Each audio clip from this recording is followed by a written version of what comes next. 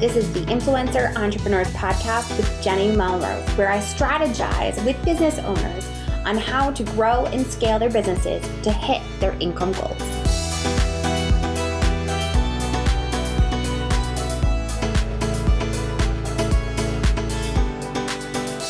This is episode 241 of the Influencer Entrepreneurs Podcast with Jenny Melrose. Today, I am going to be diving into how to have a healthy relationship with social media as a business owner with Caroline Addington. Caroline is a doctor. She is going to be talking about how we really can start to think about and change our mindset when it comes to social media. And when I say doctor of neuroscience, like she is one of the greatest experts I have had on, and I am very excited about this conversation. Before we dive into it though, I wanted to make sure that you guys have grabbed my Instagram engagement guide, because of course we're going to be talking a lot about Instagram. That is by far my favorite platform to use. And I want to make sure that you have that guide. So if you haven't already, make sure that you send me a DM on Instagram at Jenny_Melrose, and I will make sure to drop it right into your inbox. All right, you guys, let's dive into this episode. Hi, Caroline. How are you? Welcome to the podcast. Thank you. I'm doing great. I'm so excited to be here. Thank you for having me. I'm so excited to have you here. I can't wait to have this conversation. Before we dive into it, will you introduce yourself and your business to my audience? Yeah, absolutely. So I'm Caroline Addington. I'm technically Dr. Caroline Addington, even though no one calls me that. And I'm a former engineer and neuroscientist who's now all things Instagram organic marketing. So I help coaches, healers, online service-based entrepreneurs to fill up their client roster and fill up their programs on Instagram without being a weirdo and a creep. Which I very much love, because we had a very similar conversation over on your podcast, which we're going to make sure that we let everybody know that they can listen over there as well to yours. Will you tell me, what do you believe is the importance of social media as a business owner? Oh my goodness. It's so many things. Yeah, I think it's really like intimacy. You know, it's that sense of intimacy and being able to, because it's essentially one of the greatest marketing tools. It's completely free. I mean, of course you can run ads, but you can get really far just organically.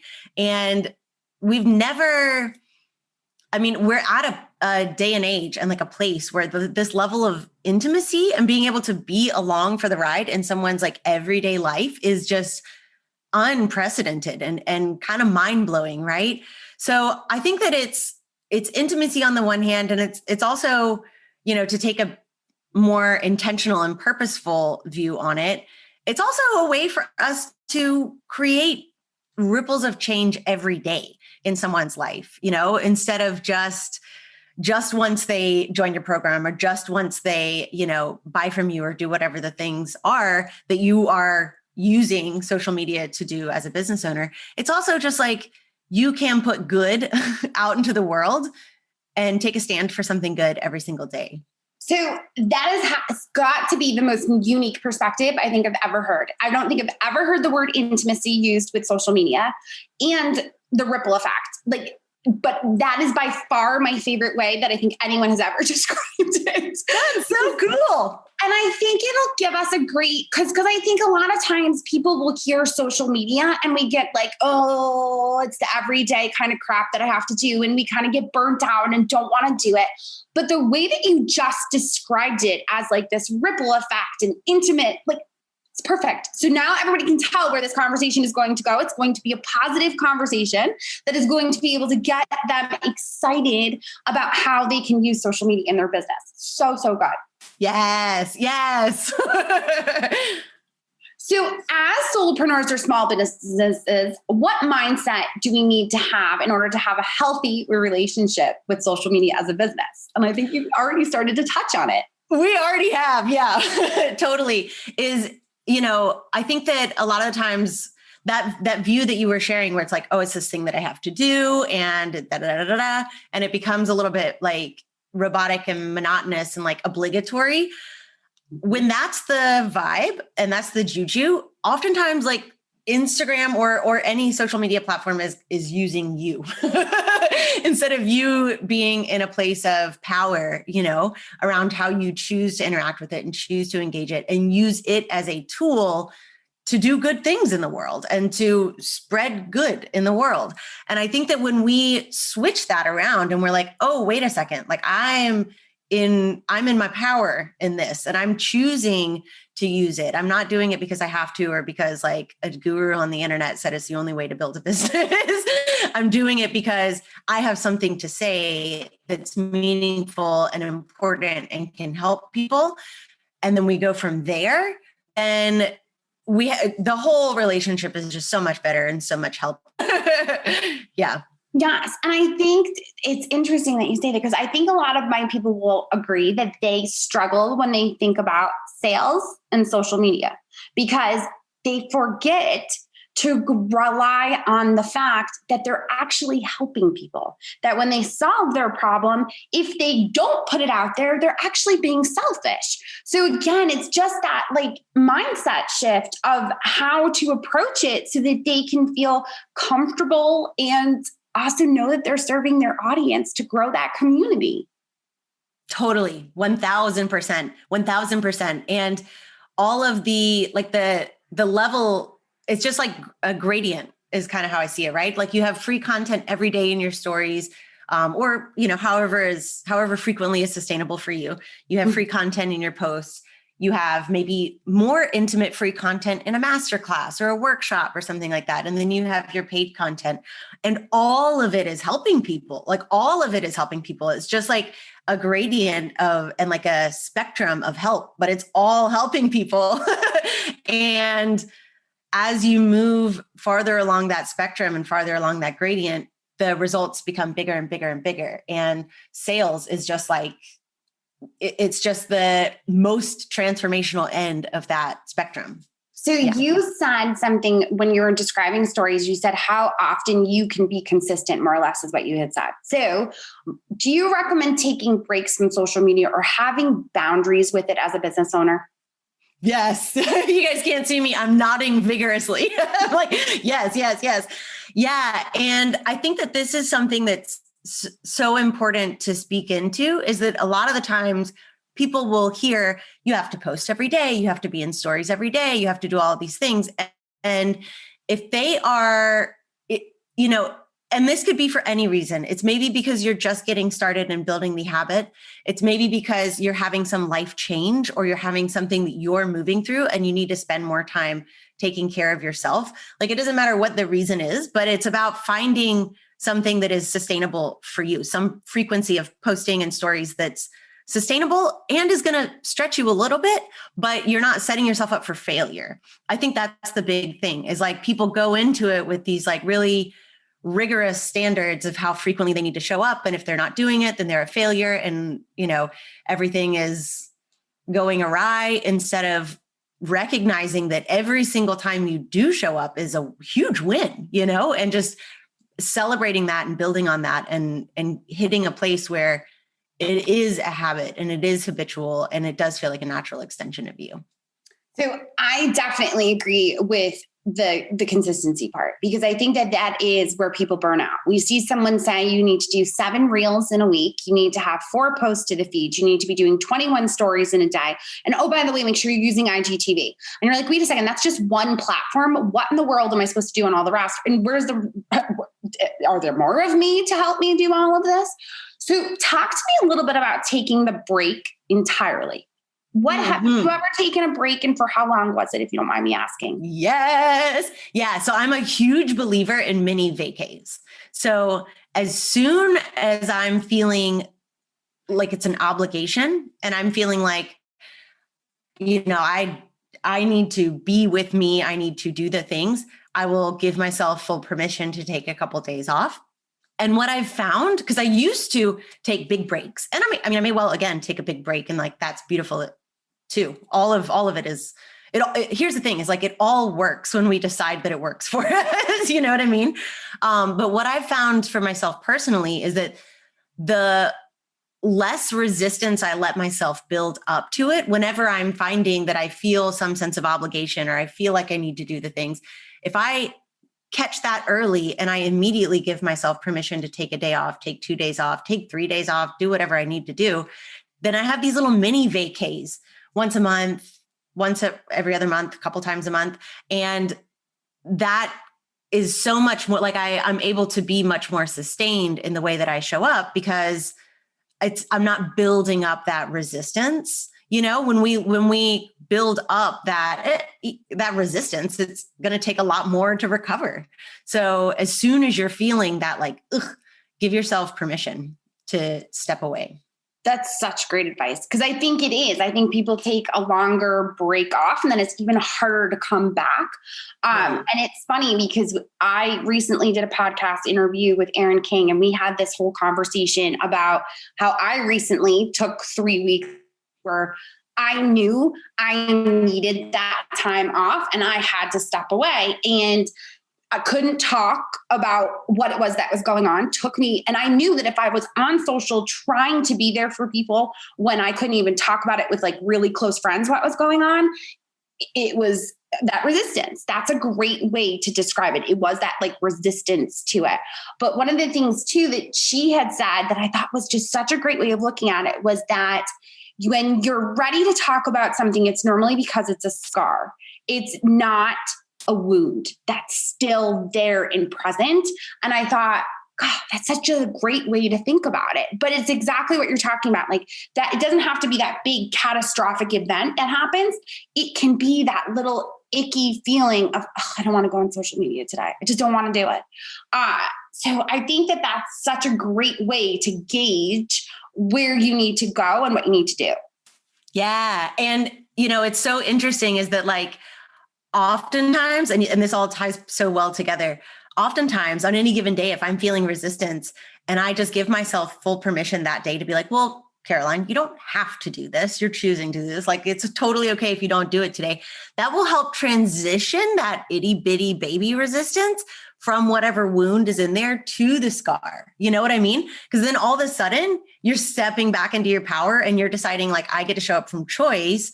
And when you make that transition, then you're like, oh, well, now I have some stuff I want to say. Now I want to share. And so even if you're not actually taking a full-fledged break, then if you just give yourself the permission for it to be okay, for you to be in your experience and choose what you want to do with your time and your life, then it oftentimes releases that very resistance and transitions you from any kind of wound into scar so that you can show up. Love it. So now we've talked about this idea of we can feel this resistance and knowing what to do when it happens. So you can kind of take that like little mini break. What are some strategies that we can put in place in order to really have a healthy relationship with social media as a business so that we don't have to take those big, big breaks and we can start to understand how to read that resistance? Yeah, we're going to do a little science stuff here. The PhD gets to come into play. I'm like, don't worry, Mom, I'm still using it. So one really simple strategy is what we were just talking about, just from a mindset perspective, is like that full-fledged permission that to get to have choice in the matter and to say like, I get to choose how I spend my time, how I spend my life. If I really don't feel like it today, that's okay, right? Like, and that's such a simple thing that we can just check in, give ourselves that full permission. And 99% of the time we flow through it and then we decide we want to share stuff. From more of a proactive, preventative perspective, we can really play with our neurochemistry and what's going on in our brain to set us up so that we don't, and this is really speaking more to like the comparisonitis, the mindless scrolling, all that stuff. We can really set ourselves up to not fall into those traps so much, because those traps can really alter the way that we feel about social media. If you're always coming to social media to share good things and to put good message and like an empowering message out into the world, then you're going to love being on social media. It's going to be a great place where you get to connect with people, you get to uplift people. If you are coming to social media and you're falling into the mindless scroll and falling into the comparisonitis, then that association is going to get built and it's not going to feel so good. You're not going to want to show up so much, right? So from that perspective, the reason that we fall into those things is for a little bit of a dopamine pick me up. Dopamine's like gotten so much PR lately. I don't know who's the PR agent for dopamine, but they're doing a great job. But dopamine is essentially the reward chemical in our brain and the reward messenger. And it's what tells our brain that something is rewarding and we want to do it again. And social media creates an artificial sense of like community. And I say that, I don't know a better way to say that, because we do build community and we do create real community. But when you're going for the comparisonitis and the scroll, it's kind of mimicking that sense of community and connection, but you're not actually getting the reward. You're not actually having meaningful conversations. You're not actually connecting with people. You're just seeing fellow humans doing human things. And the brain is like, relationship, right? And that's a rewarding thing. So we get this reward in our brain. And of course, everybody knows that the apps have been very engineered to, trigger that same circuit in the brain. So in order to avoid that altogether, you can be really proactive about flushing your brain with dopamine throughout the day and first thing in the day. So this looks like this.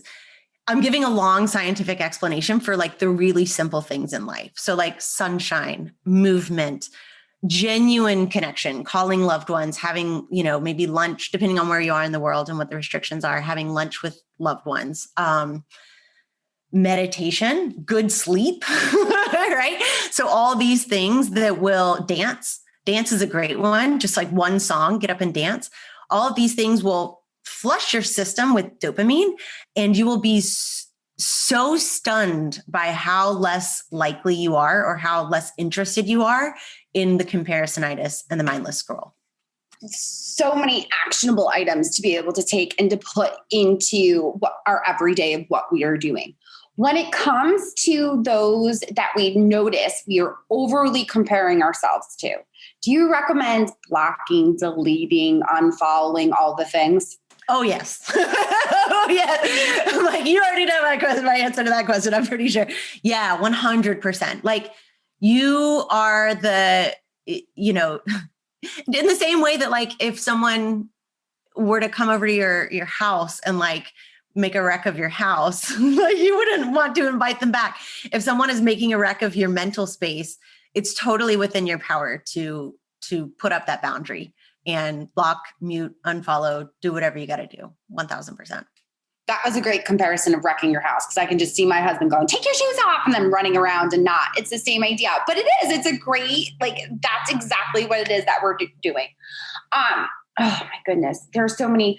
Are there any other things that you can think of as far as kind of, because I think it's that imposter syndrome. It's that comparisonitis that I think we have a tendency to do when we are on social media and doing that mindless scroll. Are there other ways that you have kind of put maybe boundaries in place with like how long you should be on or like what you're doing? I love that you talked a little bit about the intentionality that you have. Can you talk a little bit more about that? Yeah, 1000%. And I'll say before I really dive into that, because that's a whole fun rabbit hole, is that one really strong boundary that I have is that if I'm going to create something, I will not consume anything first. Because so often people will sit down to write, or they'll sit down to do a story or something like that. And they'll be like, oh, I want to talk about this, but I'm not sure. Well, how does so-and-so talk about it? Or what are they saying? And then they'll like try and go for quote unquote inspiration. And what'll happen is all of that will just like muddy the waters in the mental space and then infuse and like kind of dilute their message, right? So like that's one strong rule is I will not consume anything if I'm going to create. And I mean, that feeds into the conversation around intentionality really well. I think that to speak to consistency, sometimes people feel like they need to be consistent for the sake of consistency, because that's what gets like preached from the mountaintops that we need to do. And I'm all here for consistency. It's super important. It builds trust, right? Like, yes. And if you're just being consistent for the sake of being consistent, but you're not actually being intentional with what you're putting out into the world, then you're going to be consistent and you're going to show up constantly in people's feeds, but it's not going to create the association that you necessarily want to create, because every time that someone's experiencing your content, they're having a brand experience. You know what I mean? And when you see it through that lens, where it's like every single time that someone interacts with me on the internet, it is building up their, experience of my brand, my company in their mind. What do I want them to experience? How do I want them to feel? What, do I want to convey? How do I want to impact their life today? And when you really get that granular with it and recognize that that's what's happening, it changes the way that you feel about everything that you put out into the world. Yes. And I think too, it brings me back to kind of our inner conversation that we had on your podcast. And you mentioned about how you kind of felt like you came up with a brand formula for your reels. Will you talk a little bit about that? Because I think that that's so important, because initially you said about the dancing. And of course, I think the dancing, and I go, oh my goodness, the dancing, because my 11-year-old somehow has no social media, but understands these TikTok dances already from her friends, which drives me crazy. But will you talk a little bit about how you brought that into your reels? Yeah, totally. I'm so jazzed to talk about this. So I should clarify, they're not choreographed dances. They're not TikTok dances. They're just me dancing like a fool in my backyard to whatever song I'm going to put in that reel. And I think that's I'm so glad you asked that question, because a big part of what my brand stands for is just being yourself and just doing you and not being afraid to go against the grain and do it differently. And, I saw so many people doing similar reels, which I'm here for all the types of creation. You know what I mean? Every single way that we as humans decide to create and put things out into the world is beautiful. And I also knew that wasn't my truth. That wasn't, if I were to, and this is such an important point, whenever we feel like we need to hop on a bandwagon just because it's moving and it's rolling and people are saying that it's a great thing to do, we're actually dimming our shine a little bit, because if that bandwagon doesn't feel true to us, if it's not how we would, if we're not naturally jazzed about it, then that's going to come through, right? So in my reels, I'm just dancing like a mad woman, and then I say nice things, right? You've got this, you're doing a great job. You're worthy of all the clients you're calling in. You're worthy of, reaching your goals. You can trust yourself in your business. So I'm putting that is my brand, in a 15, 30-second capture. And so I guess the nutshell, the bullet point of all of this would be give yourself permission to do what feels true to you, to do what feels good to you, and trust that that's going to have the effect that you want it to have. Yes. And I think too, part of it really clicked for me. I think when you were talking about reels earlier, was I wasn't really sure what you meant. And then when you just talked about the fact that dancing increases your dopamine, I'm this makes so much more sense to me now. And I'm sure and I knew the affirmations would totally make sense for your brand and your clients. And I'm always trying to, because I think people they feel kind of held back by reels because they see them looking so perfect and you got to edit and you got to do the things that I like being able to give different examples of how it fits into other people's brands and how they're making it work for them. So yours was just the perfect one to do that with. So thank you for sharing that. I appreciate it. Yeah, totally. And I mean, you're spot on, as I was already taking dance breaks in the sunshine.